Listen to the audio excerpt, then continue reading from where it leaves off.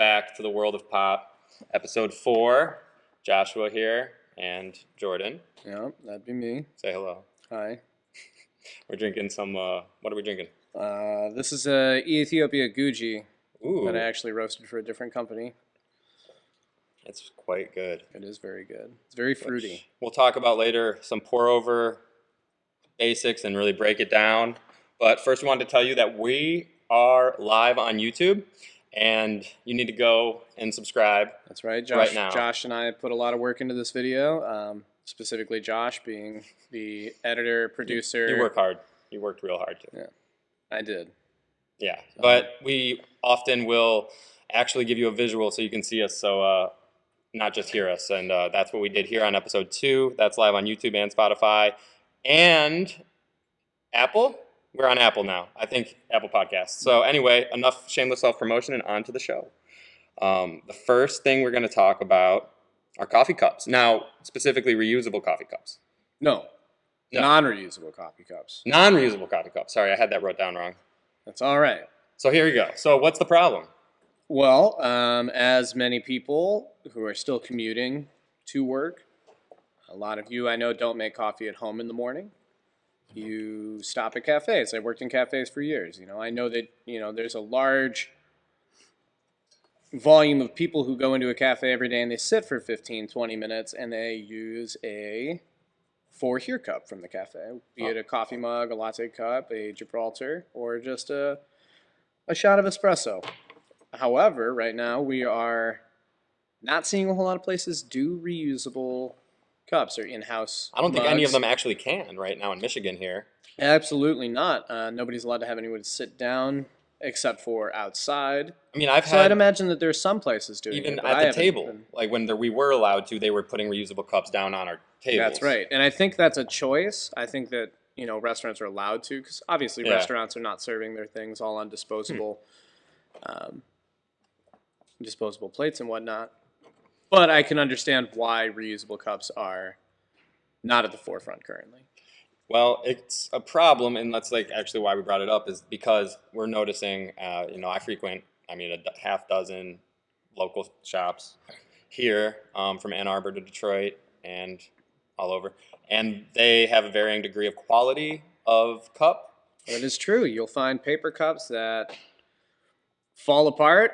And I'm not talking about 30 minutes later after I bought my coffee. I'm talking about 30 seconds.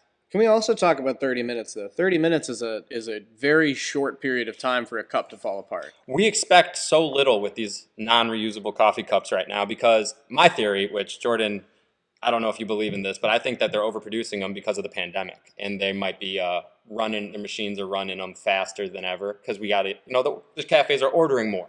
Mm-hmm. Because the reusable cups are not a thing right now at most places. I would imagine that the packaging industry is just in general killing it right now. Yeah, with all of the online, with all our e-commerce, not only all of the we know all of the cups and whatnot, but also boxes. There's more shipping going on than ever right now. You can't see everyone, but we're sitting at the warehouse right now, and we are surrounded by boxes. That's literally true. Cardboard's everywhere. Thousands of boxes. Of things. And we're not in boxes. You guys all bought. Thank you. Thank you. Keep buying our products. Pop coffee does not like a poor quality cup, is what we're saying. No. It's very unfortunate, especially you'll find we talked about, I want my coffee to be ready right when I get it. A lot of the time with drip coffee and with pour overs, that's not the case. It's going to be hotter because it's freshly brewed. So you got to let it sit 10, 15 minutes. My drive to work is about 20, 25 minutes long. So when I pick up a coffee and I know that it's going to be ready to drink when I get to the office, I'm pretty excited. But when I get to the office and the cup is falling apart and I pick it up out of my cup holder and I realize that there's hot coffee, pooling underneath it, I can't help but think to myself, why the hell would anybody use these cups? That's exactly what happened to me. So now as soon as I get it, I just put it in this Yeti I'm holding here. This green Yeti. That's a nice forest green.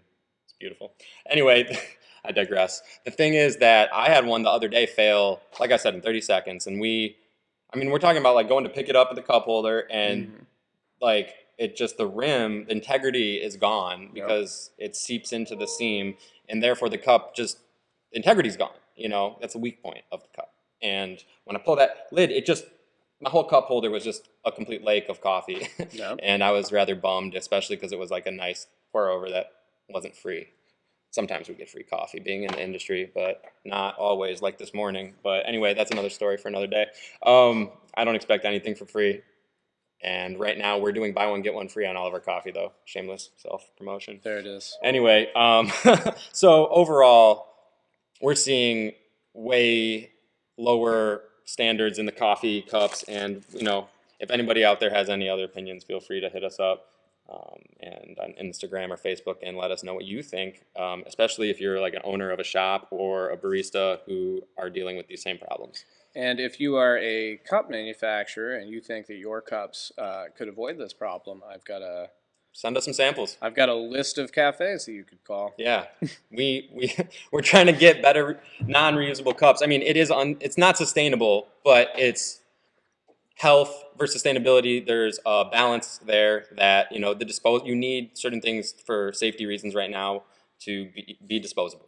And so we're not going to get. Normally, we'd be talking more about sustainability, maybe upcycling and all this stuff that we like to practice in our lives. But right now, I see why you need to use to-go cups across the board. I feel safer because of it. So we're not hating on that aspect of it whatsoever, but we are on like, hey, what's up with the adhesive? It's like failing or something. Yeah. Okay. Well, I think we talked about the cups to death.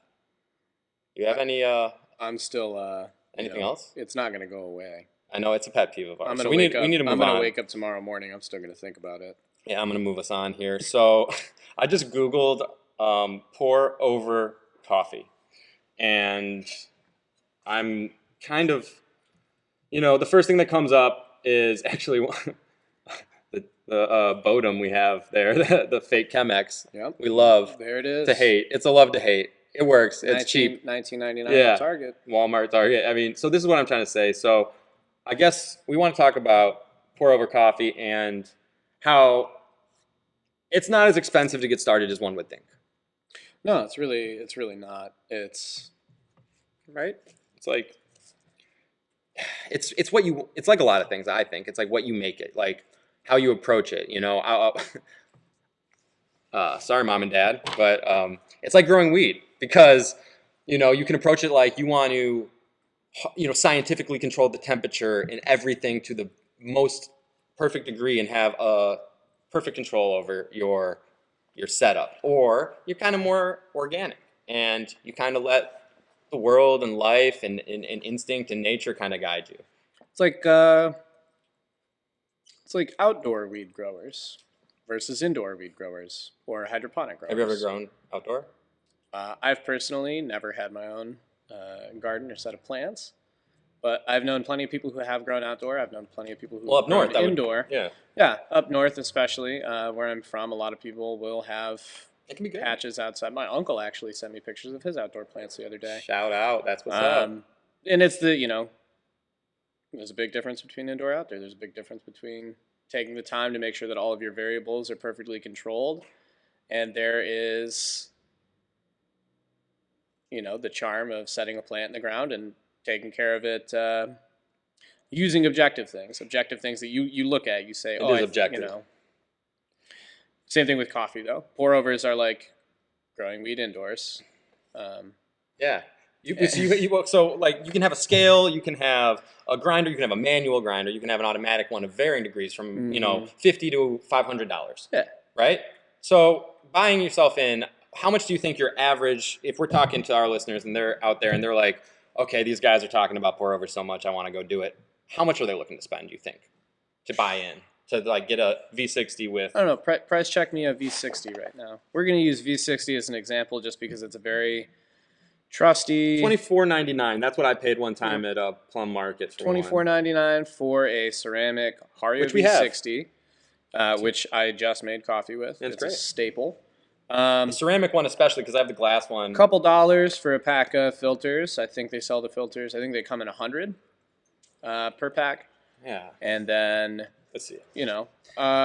Gooseneck kettle preferably, but you don't need it. Any kind of hot water kettle will do. You could even heat up water in a pan and pour it over. I wouldn't suggest it, but it's possible. and a grinder, which honestly, if you're buying beans from a cafe or online, there's often an option for in cafe. You can ask them to grind beans for you. Nobody's going to give you a hassle unless they're having a really bad day. And if you order them online, there should be usually an option to order them pre-ground so that you don't even have to make the investment on a grinder, you know? Yeah. So let's talk scales. What do you have a favorite scale I do. for coffee? I do. Specifically, a coffee scale has a few features that other scales don't, as in time as well. So you can really, that's what it comes down to. It's math ratios and timing. It's like a little science experiment you get to do every morning. It's really fun. It is a science It's like experiment. chemistry. It's an extraction that you're doing. Yeah, You're exactly. trying to- yeah. And you don't need the fanciest of equipment to get a proper extraction, is really what we're saying. You don't even need a scale. And Although it helps. And that's why I'm looking up coffee scales now, Yes, because my favorite does coffee help. scale, the most easy to use is right there, the Acacia Pearl. so okay, Right there, first one, $150, and that's overkill for somebody. it's a at nice home. one. I'm looking at it right now because I might have to get it. But seriously, I've been using a nice one I got on Amazon. It was $20, and it takes two batteries. And The it's thing great. that does suck, the thing that used to suck about these is that they had firmware updates and It looks like a software Mac Mini. updates. They do. They look just like or an Mac Apple Mini. TV. They used to have firmware updates and software updates, which was kind of a pain Yep. because they're standalone scales, and you would have to hook it up to a computer, manually update it. Now they have an app for your phone to update the firmware and update the software anytime that something needs to. So from $15 to $150, you can buy a scale. I mean, we have a kitchen scale we got at Target that's not even meant for coffee. I mean, I've been to cafes that have like. Well, you can use the timer on your phone or your watch. I've been to cafes that are using like weed scales for Yeah. their coffee. I mean, when I started making my own pour-overs at home, I was using the weed scale too, but no longer. You got to have a designated scale for coffee beans. I mean, if you're serious about making pour-overs at home. That being said, it's not rocket science, is also what I'm trying to say. It's not. Yeah, you don't need to be a genius to make coffee, Not at all. especially a pour-over coffee. Yeah, But it does take a little practice, trial and error. Don't be afraid to make mistakes and change how many grams and how coarse or fine your grind is. And don't be afraid to start over a couple times until you start to get the swing of it. But, don't buy the select $25 beans if you're a beginner. Maybe, practice on some cheaper beans, the house blend. Yeah. That's my best advice, I And think. don't be scared to brew coffee without a scale either. Yeah. I just brewed coffee. I just brewed a whole pot of coffee with no scale. So without a scale, we're looking at 25, 5 to 30, 65,